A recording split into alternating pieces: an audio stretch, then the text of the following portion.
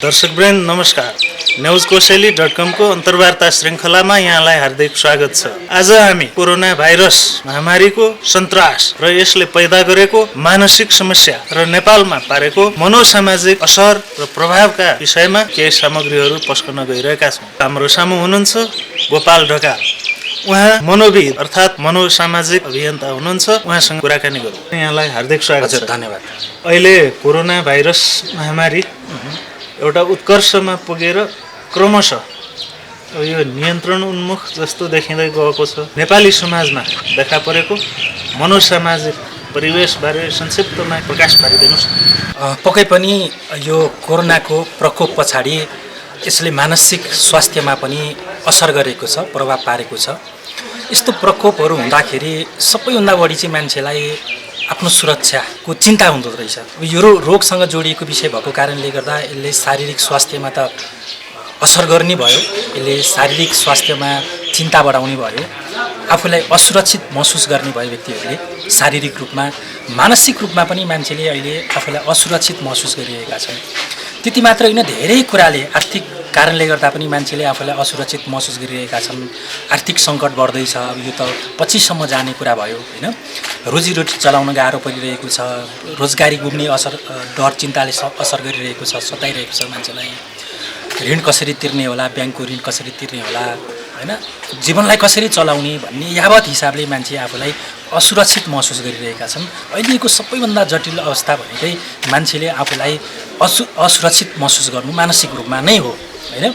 अब यो असुरक्षाको महसुस हुँदाखेरि मान्छेमा मानसिक समस्याहरू पनि बढेर जान्छ, तनाव बढेर जान्छ। पक्कै पनि हाम्रो जस्तो देशमा त जो चाहिँ रोजीरोटी चलाउन गाह्रो परिरहेको अवस्थामा होइन, हाम्रो जस्तो मुलुकलाई पछिसम्म सताउने भनेकै यी आर्थिक समस्याले नै असर गर्ने हो। र नेपालमा मात्रै होइन, विश्वभरि नै अहिले आर्थिक क्राइसिस बढेर गएको छ। तपाईँले सुन्नुभयो होला, जर्मनीको एकजना एउटा प्रान्तको अर्थमन्त्रीले अब आर्थिक अवस्था डामाडोल भयो भन्ने चिन्ताले आत्महत्या गर्नुभयो। यस्ता घटनाहरू, श्रृङ्खलाहरू बढ्दै जाने जोखिम चाहिँ पक्कै पनि बढेर जान्छ पछिल्लो समयमा। अनि यस्तो अवस्थामा हामी नेपाली जनताहरू त्रसित छौँ, असुरक्षित महसुस गरिरहेका छौँ। त्यस्तो अवस्थामा सँगसँगै राज्य पनि कमजोर हुन्छ है। यस्तो प्रकोपहरू पर्दाखेरि राज्य पनि कमजोर हुन्छ, सरकार पनि कमजोर भइरहेको हुन्छ होइन। अनि तपाईँले अहिले नेपालमा देख्नुभयो होला, राज्य अथवा सरकार कमजोर भइसकेपछि, राज्यले आफूलाई असुरक्षित महसुस गरिसकेपछि अहिले एक किसिमको राजनीतिक रूपमा चहलपहल पनि देखा पर्यो। हामी सबैले देख्यौँ नि, त्यो किन भयो होला त, यस्तो विपत्तिको बेलामा नै यस्तो किन भयो भनेर हामी सबैलाई यस्तो लाग्न सक्यो। कमेन्ट गऱ्यौँ, हामीले टिका टिप्पणी गऱ्यौँ। त्यसको पछाडिको कारणलाई विश्लेषण गर्ने हो भने राज्य सरकार पनि अहिलेको अवस्थाबाट भयभीत भएको छ। उसमा समस्या आएको छ, उसलाई पनि, राज्य सरकारलाई पनि आफू असुरक्षित भएको महसुस भइरहेको छ। त्यस्तो अवस्थामा उसले चाहिँ के गर्यो, यो अहिलेको पछिल्लो समयमा अध्यादेशका कुराहरू आए। त्यही भएर हामीले के बुझ्नुपर्छ भन्दा, यस्तो प्रकोप पर्दाखेरि यसले पार्ने प्रभाव भनेको जनतालाई प्रभाव पर्ने भयो, राज्यलाई प्रभाव पर्ने भयो, आर्थिक अवस्थामा समस्याहरू आउने भए, उतार चढावहरू भए, सामाजिक रूपमा पनि यसले असर गर्ने भयो, आर्थिक रूपमा पनि असर गर्ने भयो अहिले हामीले भन्यौँ। त्यही भएर यसले पार्ने असर चाहिँ बहुआयामिक हुन्छ भनेर हामीले बुझ्नुपर्छ। कतिपय अमेरिकी नागरिकहरू हामीलाई के चाहिँ फ्रिडम, स्वतन्त्रता देऊ, के चाहिँ कोरोना देऊ भन्दै चाहिँ अब असन्तुष्टि जाहेर गरिरहेको देखिन्छ। यो कस्तो खालको चाहिँ मानसिक स्थिति हो त्यहाँका नागरिकको? पक्कै पनि अघि पनि हामीले भन्यौँ कि यो लकडाउनले आर्थिक अवस्थालाई एकदमै डामाडोल पारेको छ। लकडाउन भइसकेपछि आर्थिक अवस्था कमजोर भइसकेपछि, जीवन चलाउन गाह्रो भइसकेपछि अब के गर्ने त भनेर यो अवस्थामा ती मान्छेहरू पुगे होइन। जीवन चलाउन त गाह्रो भयो। तर नेपाली एउटा उखान के छ भन्दाखेरि, हेरेर मर्नुभन्दा बरु छेरेर मर्नु भन्छ है, एउटा उखान हो नि त यो। त्यही भएर खुट्टा तानेर मर्नुभन्दा बरु जे पर्छ पर्छ, फ्रिडम नै देऊ, कोरोना लाग्छ, तर यहाँ त अवस्था गाह्रो भयो, बाँच्नै गाह्रो भयो, आर्थिक अवस्था चलाउनै गाह्रो भयो भन्ने हिसाबले यस्ता आवाजहरू आइरहेका छन्। र अमेरिकादेखि केही राज्यहरूमा पनि, केही देशहरूमा पनि यो लकडाउनको विरुद्धमा छन् क्या उनीहरू। यो हुनुको पछाडिको कारण पनि के हो भन्दाखेरि, यसले पारेको प्रभाव यसले गम्भीर असर गर्यो, गम्भीर प्रभाव पार्यो। त्यो कारणले गर्दाखेरि पनि मान्छेहरू छटपटीमा भए। अहिलेको अर्को समस्या भनेको चाहिँ लकडाउनको अवस्थामा मान्छेहरू दिन काट्नलाई एकदमै गाह्रो भइरहेको छ, छटपटी भइरहेको छ होइन, निराशा बढाइरहेको छ। अनि के बुझ्नुपर्छ हामीले भन्दाखेरि, यो तनाव बढिसकेपछि मान्छे निराश भएपछि आक्रोशित हुन्छ। आक्रोश व्यक्त गर्छ, मान्छे चिडचिडाहट हुन्छ, बकाममा लाग्दिन्छ। अनि अहिले जे जति राज्यप्रतिको आक्रोश छ नि यसकै परिणाम हो भनेर हामीले बुझ्नुपर्छ। फेरि पनि मैले भने कि यस्तो अवस्थामा जनताहरू आक्रोशित हुनु स्वाभाविक हो, राज्यप्रति बढी आक्रोश व्यक्त गर्छन् यस्तो अवस्थामा। र हामीले के बुझ्नुपर्छ भन्दाखेरि यस्तै आपद विपद पर्दा नि मान्छेले बढी सहानुभूति, बढी माया, बढी केयर खोजिरहेको हुन्छ कि, र बढी अपेक्षा पनि बढ्छ कि यस्तो अवस्थामा राज्यप्रतिको। तर राज्यले अघि पनि मैले भने आफै कमजोर हुन्छ राज्य। नर्मल अवस्थामा त सबै जनताको आवश्यकताहरूलाई मागलाई परिपूर्ति गर्न सकिरहेको हुँदैन राज्यले, सरकारले। यस्तो विषम अवस्थामा त गर्ने त सम्भवै भएन हैन। तर जनताको माग, अपेक्षा, सहानुभूति एकदमै बढेर जान्छ, आवश्यकता पनि बढेर जान्छ। त्यो पुरा गर्न नसकिसकेपछि त्यहाँ चाहिँ कन्फ्लिक्ट सिर्जना हुन्छ। अहिले जनता र राज्यबीच चाहिँ एकदमै ठुलो के छ, कन्फ्लिक्ट सिर्जना भइरहेको छ।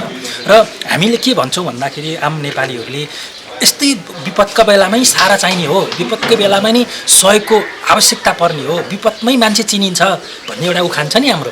त्यही भएर अहिले जनताहरूले के भनिरहेछन् भन्दा सरकार हामीले चिन्यौँ, नेता हामीले चिन्यौँ, अब पख्लास चुनाव त आउँछ नि भनेर मान्छेले त्यसरी के गरिरहेछन्, बोलिरहेका छन्। यो पनि स्वाभाविक प्रतिक्रिया हो भनेर हामीले बुझ्नुपर्छ। र सँगसँगै यस्तो अवस्थामा मिडियाहरूले समस्याहरू उजागर गर्छ, पक्कै पनि मिडियाको कर्तव्य हो, यो दायित्वको भित्र पनि पर्छ। र कहिलेकाहीँ चाहिँ के पनि हुन्छ भन्दाखेरि बढी त्यो समस्या उजागर गरिदियो भने जनतामा बढी आक्रोश पैदा हुन्छ हैन। अनि त्यो स्थितिलाई कन्ट्रोलमा राख्न राज्यलाई पनि के गरिरहेको हुन्छ, गाह्रो परिरहेको हुन्छ। त्यो अहिलेको अवस्थामा के गर्नुपर्छ भन्दा कतिपय अवस्थामा सेन्सर पनि गर्नुपर्ने हुनसक्छ कि, ताकि त्यो पछि गएर त्यो विद्रोहमा परिणत नहोस्, अवस्था भयावह नहोस् भन्नको लागि पनि अहिले चाहिँ राज्य पक्ष पनि र जनताहरू पनि के हुनु पर्यो, संयमित हुनु पर्यो। र वास्तवमा चाहिँ अघि मैले भनेका यो जोखिमको अवस्थामा पार्ने असर, मनोवैज्ञानिक असरलाई चाहिँ बुझ्न एकदमै जरुरी छ। तर बुझेन, न राज्य पक्षले बुझ्यो न जनताले बुझ्यो। राज्यले त झन् दमन गर्नपट्टि लाग्यो, राज्यले त झन् थुन्नपट्टि लाग्यो। तपाईँले देख्नु भएको छ कि सरकारलाई विरोध गर्यो भनेर कि पूर्व सचिव थुनिरहेको छ, कि एकजना अभियन्ता कि ज्ञानेन्द्र साई भन्नेलाई चाहिँ राज्यले थुनिरहेको छ, सरकारले थुनिरहेको छ। मिडियामा चाहिँ एकजना डाक्टरले चाहिँ धेरै प्रकाश पारिदिनु भयो भनेर चाहिँ उहाँलाई पनि सरुवा गर्ने प्रयास गरियो हैन। यस्ता कुराहरू कदम पनि राज्यले उठाउँछ, किन उठाउँछ? अघि पनि मैले भने राज्यले पनि यस्तो अवस्थामा आफू निरीह महसुस गर्छ, आफूलाई असुरक्षित महसुस गरिरहेको हुनसक्छ। र त्यस्तो अवस्थामा यस्ता कदमहरू राज्यबाट पनि कहिलेकाहीँ उठ्छन्। र तपाईँले घटनाक्रमलाई केलाउनु हो भने यो भुइँचालो जाँदाखेरि 72 सालमा भुइँचालो जाँदाखेरि सबै मिले के, राजनीतिक दलहरू मिलेर नि संविधान आयो।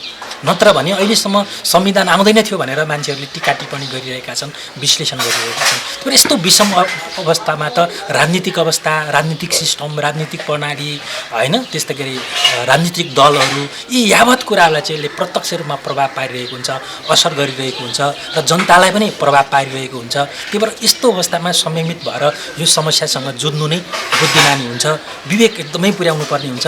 र कहिलेकाहीँ धमिलो पानीमा माछा मार्ने मान्छेहरू पनि हुन्छन् कि उचालिदिन्छन्।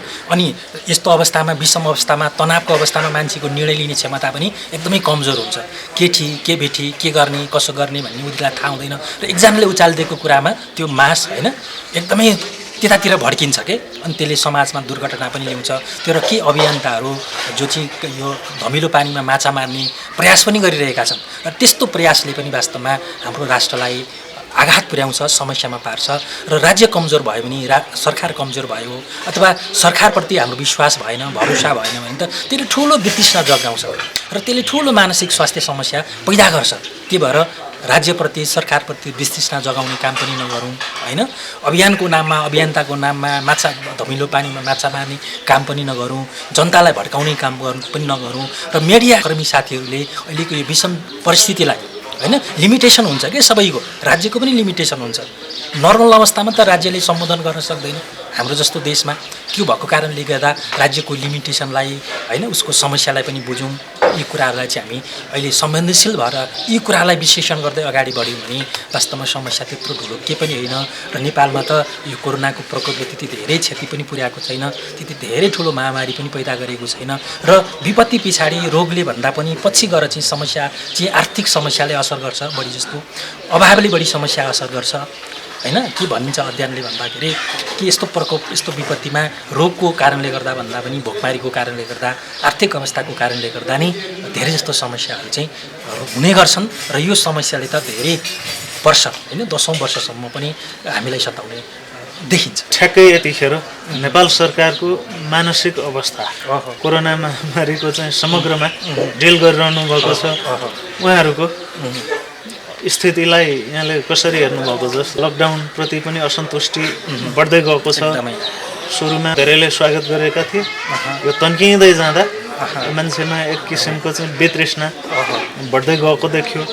यो स्थितिमा नेपाल सरकारको मानसिकता के हो र अब उपचार कम गर्ने, टेस्टिङहरू एकदम कम गर्ने, लकडाउनका अरू विकल्पहरू नखोज्ने, एकहोरो लकडाउन मात्रै तन्काइरहने, यसमा चाहिँ कुन मानसिकताले काम गरेको छ? एकदमै राम्रो कुरा हो। जति यो लकडाउन बढ्दै जान्छ, सङ्कट बढ्दै जान्छ, त्यति नै मानसिक समस्या पनि बढ्दै जान्छ।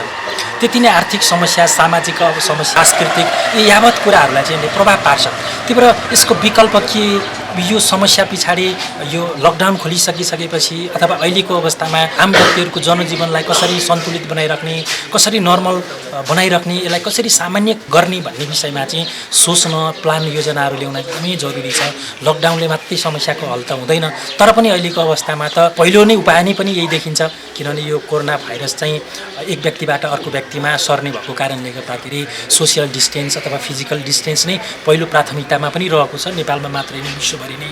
तर यति हुँदाहुँदै पनि यसले मान्छेको जनजीवनलाई, दैनिक जनजीवनलाई सहज बनाउनको लागि के त प्याकेज के त होइन, योजना के त, प्रोग्रामहरू के त भन्ने कुरा चाहिँ सोच्न बुझ्न एकदमै जरुरी छ। लकडाउन मात्रै गरेर समस्याको हल हुँदैन। यसले पार्ने त अरू बहुआयामिक प्रभावहरू हामीले कुरा गऱ्यौँ, ती प्रभावहरू बढ्दै जान सक्छन्, थप समस्याहरू बढ्दै जान सक्छन्। र अहिले त मान्छेहरूलाई दिन कसरी कटाउने भन्ने चिन्ता, कोरोनाको चिन्ताले भन्दा पनि अब मान्छेलाई चिन्ता चाहिँ के छ भन्दा जीवन कसरी चलाउने, परिवार कसरी धान्ने, रोजीरोटी कसरी चलाउने, होइन बेरोजगार पो हुने हो कि होइन, रोजगारी पो खोसिने हो कि। अब विदेशबाट कति युवाहरू नेपाल आउँदैछन्, अब नेपालमा के गर्ने होला, रोजगारी कसरी दिने, होइन कतिपय अवस्थामा कति सङ्घ संस्थाहरूले, कम्पनीहरूले कामदारहरू कटौती गरिरहेका छन्, होइन अब यस्तो अवस्थामा कसरी जीवनलाई चलाउने, होइन कति चाहिँ होटल व्यवसायहरू चाहिँ एकदमै धाराशायी हुने अवस्थामा आइसकेको छ भन्ने यावत कुराले चाहिँ मान्छेलाई चिन्ता बढाएको छ।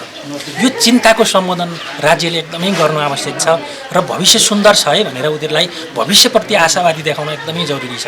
नत्र भने यही निराशा, होइन भविष्यप्रतिको चिन्ता, भविष्यप्रतिको निराशाले नै मान्छेलाई मानसिक रूपमा रोगी बनाउँछ र डिप्रेसन, आत्महत्याका घटनाहरू चाहिँ बढ्दै जान्छन्। त्यही भएर राज्यको अहिलेको कर्तव्य भनेको तपाईँले अघि भने जस्तै योजनाहरू ल्याउनु पर्यो, जनतालाई आश्वस्त बनाउनु पर्यो, जनतालाई ढुक्क बनाउनु पर्यो। अघि पनि मैले भने कि जनताहरूमा अहिलेको अवस्थामा असुरक्षित महसुस गरिरहेका छन्, शारीरिक स्वास्थ्यको हिसाबले, आर्थिक अवस्थाको कारण, विभिन्न कारणले गर्दा आफूलाई असुरक्षित महसुस गरिरहेको अवस्थामा राज्यले उसको पहिलो कर्तव्य भनेकै सुरक्षित महसुस गराउनु। सुरक्षित महसुस पनि भरपर्दो तरिकाले गफ गरेर मात्रै होइन, है प्रोग्रामहरू देखाउनु, होइन र जीवनलाई सहज बनाउन आधारभूत आवश्यकताको परिपूर्ति।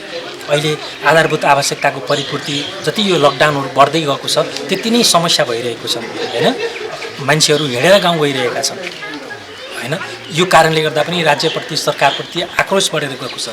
र अर्को कुरा, हाम्रो जुन हेल्थ सिस्टम छ त्यो प्रति पनि मान्छेमा टिक्का टिप्पणीहरू छ, होइन सक्षम छैनन् हाम्रो राज्य, होइन हाम्रो चाहिँ स्वास्थ्य प्रणाली सक्षम छैन। यो कारणले गर्दा यहाँ भयावह स्थिति पो सिर्जना हुने पो हो कि भन्ने हिसाबले पनि मान्छेले आफूलाई असुरक्षित महसुस गरिरहेको भएको कारणले गर्दाखेरि यी स्वास्थ्यको हिसाबले, आर्थिक अवस्थाले, रोजीरोटी र भविष्य सुन्दर छ है, हामी पूर्व अवस्थामा फर्किन सक्छौँ, त्यसको लागि सरकार सक्षम छ, सरकारले जस्तो सुकै पनि पहल गर्न सक्छ। त्यही भएर ढुक्क हुनुहोस् भनेर त्यो प्रोग्राम होइन व्यवहारमा चाहिँ त्यो देखाउन एकदमै जरुरी हुन्छ। कोरोना परीक्षण गर्ने दुई थरी विधि अब प्रयोग गरियो, एउटा आरडिटी भन्ने र अर्को पिसिआर भन्ने। अब आरडिटी परीक्षण गर्दा धेरैमा चाहिँ अब पोजिटिभ देखिएको, त्यसपछि दोहोऱ्याएर पिसिआर गर्दा फेरि नेगेटिभ आएको, अब यो धेरै ठाउँमा देखियो। यो स्थितिले पनि मान्छेमा चाहिँ एकदम मानसिक तनाव बढाएको देखिन्छ। यो विषयमा यहाँको भनाइ के? अघि पनि मैले भने कि यहाँको स्वास्थ्य प्रणाली अहिले जुन टेस्टको जुन प्रणाली जुन प्र्याक्टिस गरिरहेको छ त्यो प्र्याक्टिसमा फरक फरक रिजल्टहरू आउँदाखेरि शङ्का गर्ने, जनताले शङ्का गर्ने पनि त्यही हो कि सक्षम पो छैन कि, होइन पहिले एउटा भन्छ पछि फेरि अर्को भन्छ एकचोटिमा एउटा रिजल्ट आउँछ अर्कोचोटिमा अर्को रिजल्ट आउँछ यो के हो होइन हाम्रो स्वास्थ्य प्रणाली नै फेल पो छ कि हामी सबैलाई यो समस्याले गाँजी पो सकेको छ कि भनेर मान्छेहरूमा त्यसरी विश्लेषण गर्नु पनि स्वाभाविक हो र यो कुराले यो फरक रिजल्ट किन आयो भन्ने हिसाबमा चाहिँ राज्यले हामी सरकारवालाले चाहिँ स्पष्ट जनतालाई आम व्यक्तिले बुझ्ने गरी चाहिँ बुझाउन आवश्यक छ बुझाइरहेको पनि देखिनँ कि कतिपय अवस्थामा यो कारण यसको कन्डिसन यो पहिलो टेस्टको कन्डिसन यो दोस्रो टेस्टको कन्डिसन यो यस्तो अवस्थामा पहिलो टेस्ट गरिन्छ दोस्रो टेस्ट चाहिँ यो कन्डिसनमा गरिन्छ होइन यसमा चाहिँ आउनु रिजल्ट फरक आउनु स्वाभाविकै हो भन्ने यावत हिसाबले चाहिँ जनतालाई विश्वस्त गराउन सकेन भने चाहिँ अघि भने जस्तै हाम्रो स्वास्थ्य प्रणालीप्रति हाम्रो उपचार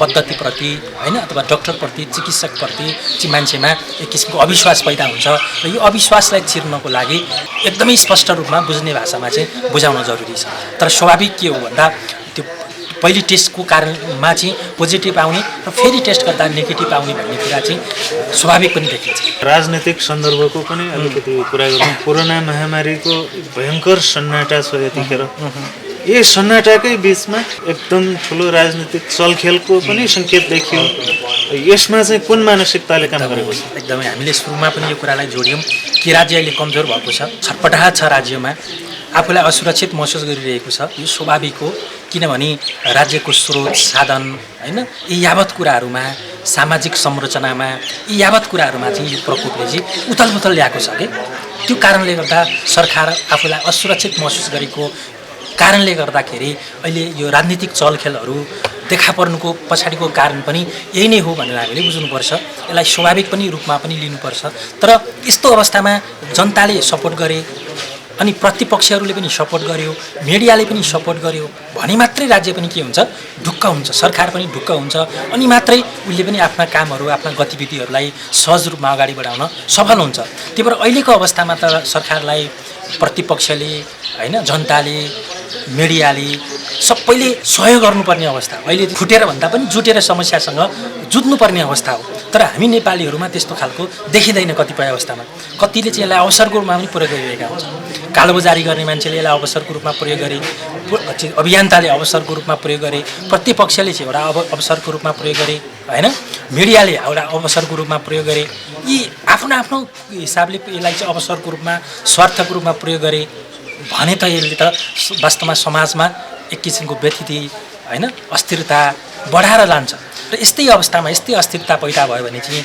समाज विखण्डित हुन्छ गृहयुद्धतर्फ धकेलिन सक्छ लुटपाट बढ्न सक्छ कालोबजारी बढ्न सक्छ अघि हाम्रो नेपालमा पनि कालोबजारीका कुराहरू आइरहेका छन् र यस्तो अवस्थामा भ्रष्टाचार पनि स्वाभाविक रूपमा बढ्छ है किन भ्रष्टाचार स्वाभाविक रूपमा बढ्छ भन्दा मान्छेलाई असुरक्षित महसुस गर्यो कि आफूलाई मेरो भविष्य सुन्दर छैन भोलि चाहिँ यहाँ क्राइसिस हुन्छ आर्थिक रूपमा पनि होइन भोलि समस्यामा म पर्न सक्छु र पैसाले नै मलाई के गर्छ बचाउँछ त्यही भएर अहिलेको अवस्थामा पैसा पनि मैले के गर्नुपर्छ सङ्ग्रह गर्नुपर्छ भनेर मान्छे कालोबजारीतिर पनि लाग्न सक्छन् भ्रष्टाचार पनि गर्नपट्टि लाग्छन् होइन यस्ता कुराहरू पनि यस्तो विपत्तिको अवस्थामा स्वाभाविक रूपमा बढेर जान्छ र यी यावत कुरालाई सम्बोधन गर्नको लागि चाहिँ राज्य सरकार जनता सबैले एकजुट भएर अगाडि बढ्नु एकदमै जरुरी देखिन्छ कोरोना महामारी तत्कालै टुङ्गिने देखिँदैन यसलाई त लामै समयले नै देखियो अबका दिनमा चाहिँ अब यो महामारीको सन्तासबाट पनि बच्दै एकदमै आफ्नो नियमित जीवनशैली पनि कन्टिन्यू अगाडि बढाउँदै जानुपर्ने अवस्था देखिन्छ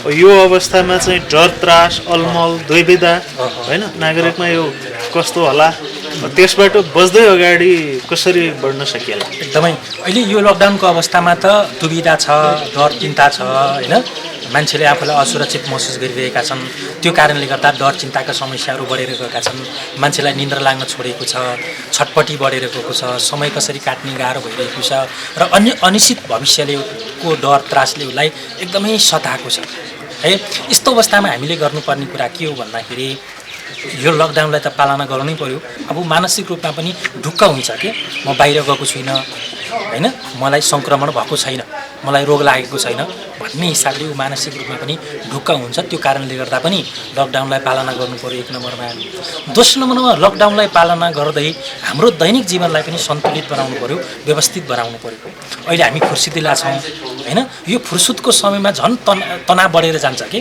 किनभने समय काट्न हामीलाई एकदमै गाह्रो हुन्छ के गर्ने होला कसो गर्ने होला होइन अनि त्यो कारणले गर्दा छटपटी बढ्छ अनि मान्छे गलत बाटोमा पनि लाग्न सक्छ, जहाँ रक्सी खाने सम्भावना बढेर जान्छ, कुलतमा फस्ने सम्भावना बढेर जान्छ। सोसियल मिडियामा बढी समय बिताएपछि होइन उसलाई चाहिँ सोसियल मिडियाको लत लाग्न सक्छ। अनि सँगसँगै तपाईँको सोसियल मिडियामा अफवाहहरू आउँछन् बिहानदेखि बेलुकासम्म होइन, एकदमै कोरोनाको डर त्राससँग सम्बन्धित समाचारहरू पटक पटक प्रसारण हुँदाखेरि त्यो भयले मान्छेलाई खेप्दै लान्छ, त्यो भयले मान्छेलाई सताउँदै जान्छ।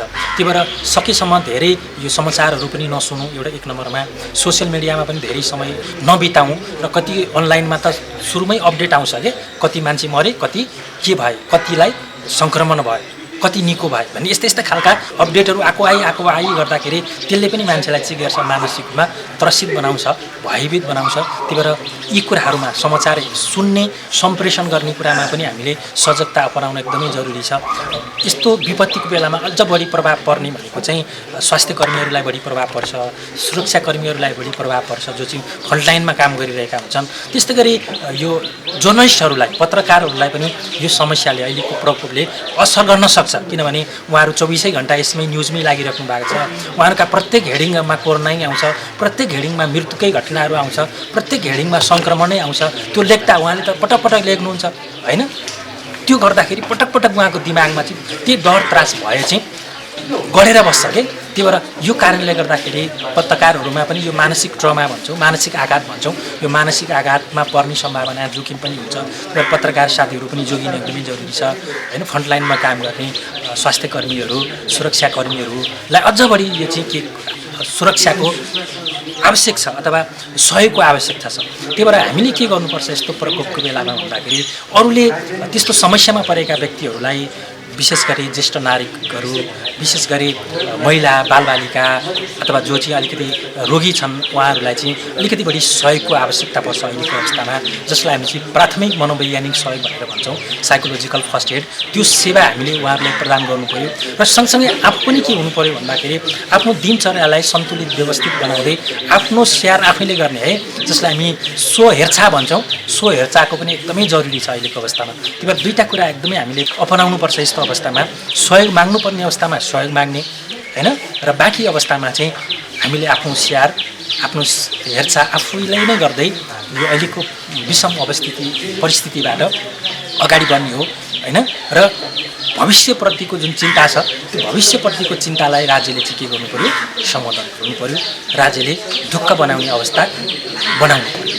लकडाउन हटिसकेपछिको सन्दर्भमा के कुरा गरौँ, जस्तो अब लकडाउन हटिसकेको हुन्छ, कोरोना महामारी चाहिँ टुङ्गिसकेको हुँदैन।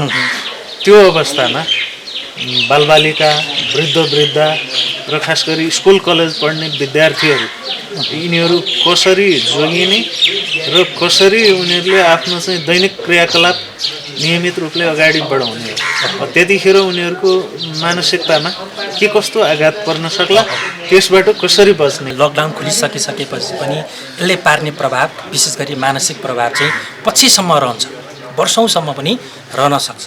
यही कारणले गर्दा धेरै मान्छेहरूलाई मानसिक रूपमा रोगी पनि बनाउन सक्छ है।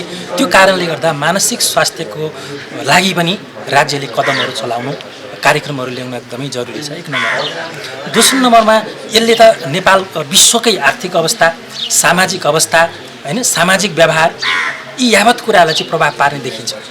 पछि गएर अहिले जुन हाम्रो जुन संस्कृति छ होइन, ग्रुपमा रमाउने होइन, तपाईँको चाहिँ भेला हुने, यस्ता कुराहरूमा चाहिँ के हुनसक्छ, पछि गएर यसले पछिसम्म पनि असर गर्न सक्छ, पछिसम्म पनि प्रभाव पार्न सक्छ। मान्छे इन्डिभिजुअल हुँदै गएको छ पछिल्लो समयमा। एक त सँगसँगै यो कोरोनाको प्रकोप पछाडि झन् मान्छे के हुन्छ, आफूमा केन्द्रित मात्रै हुन्छ कि, अझ एक्लो जस्तो। कोरोनाले मान्छेलाई एक्लो बनायो, पहिले पनि मान्छे एक्लै थियो, र अहिले अब पछि सामाजिक व्यवहारमा पनि यो कुराहरू देखिन थाल्छ कि हात नमिलाउने होइन, सँगै बसेर नखाने, यस्ता ग्यादरिङहरूमा त्यति भाग नलिने, यस्ता कुराहरू चाहिँ पछिसम्म पनि रहन सक्छ। र विशेष गरी अझ बढी चाहिँ सोसियल मिडियाबाट अथवा घरबाट नेटबाट नै कामहरू गर्ने, यस्ता कुराहरू, यस्ता व्यवहारहरू पनि देखिन सक्छ पछिसम्म। र यस्तो व्यवहारले पनि कता कता मान्छेलाई एक्लो बनाउँदै जाने, मान्छेमा निराशा बढाउँदै जाने होइन, मान्छेले आफूलाई निरीह फिल गर्दै जाने त्यस्ता खालका मानसिक समस्याहरू त्यस्ता खालका जोखिमहरू पनि बढ्न सक्ने सम्भावना चाहिँ देखिन्छ। र यो लकडाउन खोलिसकिसकेपछि मान्छेहरूको चाहिँ अर्को चाहिँ अघि पनि हामीले भन्यौँ उसलाई सताउने भनेकै रोजीरोटी आर्थिक अवस्थाले बढी सताउने हो। त्यही भएर यो खोलिसकिसकेपछि यो जुन क्राइसिस अहिले मान्छेले जुन आर्थिक सङ्कट भोगिरहेको छ त्यसलाई चाहिँ कसरी न्यूनीकरण गर्ने, चाहिँ रात बाँडेर हुन्छ कि प्याकेज पो लिएर हुन्छ कि छुट पो दिएर हुन्छ कि यी यावत कुराहरूमा चाहिँ प्याकेजको जुन यो अहिलेको जुन बजेटमा हुन्छ त्यो बजेटमा चाहिँ त्यस्तो वर्गलाई त्यस्तो समुदायलाई सम्बोधन गर्ने गरी विशेष कार्यक्रमहरू ल्याइदिएर भने पछि गएर यसले पार्ने प्रभाव चाहिँ एकदमै गहिरो हुनसक्छ, डिप्रेसन बढाउन सक्छ, सुसाइडका घटनाहरू बढ्न सक्छन्। र यसलाई न्यूनीकरण गर्नको लागि सरकारवाला राज्य पक्षले चाहिँ एकदमै सोच्न जरुरी छ। र अर्को कुरा विद्यार्थीको कुरा गर्दै हुनुहुन्थ्यो तपाईँले, कति विद्यार्थीहरूलाई के लागेको हुनसक्छ भन्दाखेरि अब कतिले त अब यो इक्जाम भइदिएको भए पास भएर ग्रेड चढिसक्थ्यो, अब मेरो त ग्याप हुने भयो होइन, पढाइको ग्याप हुने भयो भन्ने चिन्ताले धेरै व्यक्तिहरूलाई चाहिँ सताएको हुनसक्छ। धेरै जस्तो विद्यार्थीहरूलाई कतिको टार्गेट हुनसक्छ नि 16-14 वर्षमा चाहिँ एसएलसी पास गर्ने, 18 वर्षमा यस्तो गरिदिने यस्तो गरिदिने भन्ने जुन टार्गेट लिएर अगाडि बढेको हुन्छ त्यस्ता व्यक्तिहरूलाई त्यस्ता विद्यार्थीहरूलाई पनि सताउन सक्छ। र कतिपय अवस्थामा विद्यार्थीलाई अब स्कुल नखोल्ने पो हो कि होइन, इक्जामै दिन नपाइने पो हो कि पढ्नै पो नपाइने हो कि भन्ने भयले पनि के गरेको हुनसक्छ, सताएको हुनसक्छ। त्यस्तो अवस्थामा पनि राज्यले स्कुलहरूले पनि के गर्नु पर्यो, उनीहरूलाई विश्वस्त दिलाउन सक्नु पर्यो। र अर्को कुरा धेरैले अहिले भनिराख्नु भएको छ कि स्कुलहरूले चाहिँ लर्निङका कुराहरू घर बसेरै पढ्ने भन्ने कुराहरू गराइरहेको छ, यो सम्भव छैन होइन, यो चाहिँ पैसा खाने मेलो भयो, भुल्याउन खोजिरहेका छन् विद्यार्थीलाई भन्ने हिसाबले पनि धेरै टिका टिप्पणीहरू आइरहेका छन्। यो कुराले चाहिँ दुईवटा एङ्गलबाट हामीले हेर्नुपर्ने हुनसक्छ। एउटा चाहिँ राम्रो पनि भन्न मिल्छ यसलाई, किनभने त्यो विद्यार्थीको कोरोनाप्रतिको डर छ होइन, त्यो डरलाई हटाउनको लागि त्यो ध्यानलाई अर्कोतिर मोड्नको लागि र आफ्नो पढाइप्रतिको भविष्य जुन उनीहरूले अलिकति अन्यल देखिरहेका छन् त्यो अन्यलमा के हदसम्म भए पनि अलिकति आशा जगाउनको लागि यसले चाहिँ के पल पो गरिरहेको हो कि यसले राम्रो पो असर गर्छ कि भन्ने हिसाबले पनि हेर्न सकिन्छ एक नम्बरमा। र दोस्रो नम्बरमा चाहिँ त्यसले थप बढन पनि ल्याउन सक्छ कि कतिको सम्भवै छैन अहिलेको नेपाल जस्तो देशमा जहाँ चाहिँ आइटीको त्यस्तो विकास भइसकेको छैन, नेटको एक्सेस छैन, कतिलाई चलाउनै आउँदैन होइन, त्यस्तो अवस्थामा यसले थप बढन पो गर्ने हो कि आर्थिक अवस्था झन्मा असर पो पुर्याउने हो कि होइन, ल्यापटप किन्न कहाँ जाने, नेट कसरी जोड्ने, कसरी सिकाउने, यी यावत कुराले थप समस्या पो पार्ने हो कि भन्ने हिसाबले पनि धेरै व्यक्तिले सोचिरहेका छन्। त्यही भएर यी कुराहरूलाई पनि के गर्नु पर्यो, बुझाउनु पर्यो। यसको उद्देश्य यो है, हामीले गर्नुको उद्देश्य यो, यस्तो गर्दाखेरि जुन विद्यार्थीहरूको पढाइप्रतिको चिन्ता छ भएछ त्यसलाई के हदसम्म पनि यसले सम्बोधन गर्छ होइन।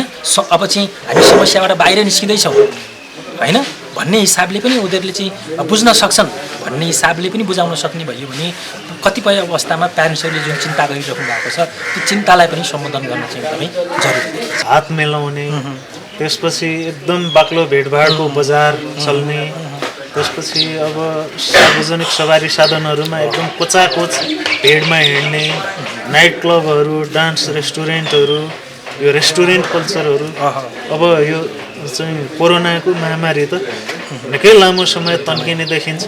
यसले के सामाजिक संरचना र रीतिरिवाजमै के आमूल परिवर्तन ल्याउँछ भन्ने यहाँको भनाइ हो। हाम्रो सामाजिक व्यवहारमा यसले असर गर्छ पक्कै पनि। अघि पनि मैले भने तपाईँले भनेको जस्ता सामाजिक गतिविधिहरूमा मान्छेको सहभागिता कम हुनसक्छ एक नम्बरमा। दोस्रो नम्बरमा व्यक्तिहरू एक्लिँदै जाने सम्भावना पनि जोखिम पनि बढ्दै गएको छ कि अहिले त हामी सोसियल डिस्टेन्समा छौँ, सेल्फ क्वारेन्टाइनमा छौँ, भेटघाट छैन, एक्लिँदै गएको छ मान्छे। र एक्लिँदै गइसकेपछि त्यसले चाहिँ मान्छेलाई भित्रभित्रै समस्यामा पनि पार्न सक्छ, मानसिक समस्यामा पनि पार्न सक्छ, उसलाई एक्लोपनको महसुस हुनसक्छ। तपाईँलाई भनिहालौँ कि विश्वमा अहिले एक्लोपनको महसुस होइन त्यो समस्याबाट मान्छेहरू धेरै गुज्रिएका छन्। र एक्लोपनको महसुस हुनु, एक्लै बस्नु होइन, मेरो पछाडि कोही पनि छैन भन्नु, सामाजिक ग्यादरिङमा इन्भल्भ नहुनु, यसले पनि मानसिक समस्या चाहिँ बढाएर जान्छ। र तपाईँलाई थाहा छ कि छैन कि युकेमा चाहिँ त्यो एउटा मन्त्रालय नै छ कि एक्लो मन्त्रालय, त्यसको गठन चाहिँ भर्खरै भएको हो। त्यो किन गठन गरियो भन्दाखेरि एक्लोपन बढ्दै गयो मान्छेलाई, त्यसले पार्ने मानसिक असर समस्याहरू बढ्दै गए। तर यो एक्लोपनको समस्यालाई सम्बोधन गर्नको लागि युके जस्तो देशहरूमा त यो मन्त्रालय नै के गरिसकेको छ, गठन गरिएको छ। र थप यो कोरोनाको प्रकोप पछाडि चाहिँ मान्छेले आफूलाई निरीह महसुस गर्ने, एक्लो महसुस गर्ने पनि हुनसक्छ र सामाजिक गतिविधिहरूमा कटौती आएको कारणले गर्दा सामाजिक व्यवहारहरूमा चाहिँ इन्भल्भ नहुनेको कारणले गर्दा बिस्तारै त्यो एक्लोपनको महसुस चाहिँ थप बढ्ने पो हो कि भन्ने कुरा पनि हामीले अनुमान गर्न सक्छौँ। यो लकडाउन खोल्न साथ चाहिँ अब ठुलो सङ्ख्याका विद्यार्थीहरू परीक्षामा सहभागी हुने स्थिति छ नेपालमा। परीक्षामा भाग लिने विद्यार्थीहरू र परीक्षा लिने अब प्रशासकहरू, राज्य संयन्त्रहरूले अब यसबाट जोगिएर अगाडि बढ्न के कुरामा सावधानी अपनाउनु पर्ला? हाम्रो जुन परीक्षाको जुन प्रणाली छ त्यो आफैमा राम्रो छैन, त्यो आफैमा व्यावहारिक छैन भन्ने कुराहरू पनि आइसकेका छन्। त्यही भएर अहिलेको अवस्थामा मूल्याङ्कन आन्तरिक मूल्याङ्कन चाहिँ भविष्यप्रति अनुकूल सिर्जना नगरिदिने काम पनि गर्न सकिन्छ। एउटा यो चाहिँ परीक्षाको प्रणालीलाई पनि अलिकति पुनर्विचार गर्न सकिन्छ। यो अवस्थामा त्यो राम्रै हो होइन। अहिलेको अवस्थामा तपाईँले चाहिँ भने जस्तै 3 घन्टे प्रणाली 3 घन्टामा लेख भनेर चाहिँ उनीहरूको वर्ष दिनको मूल्याङ्कन गर्नु आफूमा राम्रो होइन। एउटा टिचरले यो विद्यार्थी कस्तो भन्ने कुरा त्यो 1 वर्षको अवधिमा मूल्याङ्कन गरिसकेको हुन्छ। साँच्चै नै राम्रोसँग उसले पढाएको हो भने, विद्यार्थीको भविष्यप्रति चिन्ता गर्ने टिचर हो भने, विद्यार्थीलाई ख्याल गर्ने टिचर हो भने सजिलैसँग मूल्याङ्कन गर्न सकिन्छ को विद्यार्थी कस्तो। जुन अहिले अनलाइन पढाउने भन्ने कुरा गरिरहेको छ भने अनलाइन एक्जाम पनि त लिन सकिन्छ नि त। यी कुराहरूलाई अथवा घरमै क्वेसन पठाइदिने, घरबाटै के गरोस् लेखेर पठाओस्। यस्ता विश्वमा छन् है, विश्वभरि चाहिँ चलेका यस्ता प्रणालीहरू पद्धति हुन् परीक्षाका। यस्ता पद्धतिहरू पनि अपनाउन सकिन्छ होइन। त्यो पनि एउटा राम्रो उपाय हो र सकेसम्म ग्याप गर्नु भएन। बच्चाहरूमा ग्याप गर्ने बित्तिकै उनीहरूको मनस्थितिमा नकारात्मक असर पर्न सक्छ। म चाहिँ यो उमेरसम्म त यति पास गरिसक्थेँ होइन, गेट चढिसकेका हुन्थेँ भन्ने हिसाबले नै बढी जस्तो अहिलेका विद्यार्थीहरूले सोध्छन् होइन। मेरो लस्ट भयो, समय लस्ट भयो, बर्बाद भयो भन्ने हिसाबले चाहिँ बढी चिन्ता लिइरहेका हुन्छन्। र यो चिन्तालाई कम गर्नको लागि चाँडोभन्दा चाँडो होइन यो परीक्षाका प्रणालीहरू पद्धतिहरू परिवर्तन गरेर भयो चाहिँ कि उनीहरूलाई ढुक्क विश्वस्त चाहिँ बनाउन एकदमै जरुरी देखिन्छ। समय र संवादको लागि यहाँलाई धन्यवाद। हुन्छ।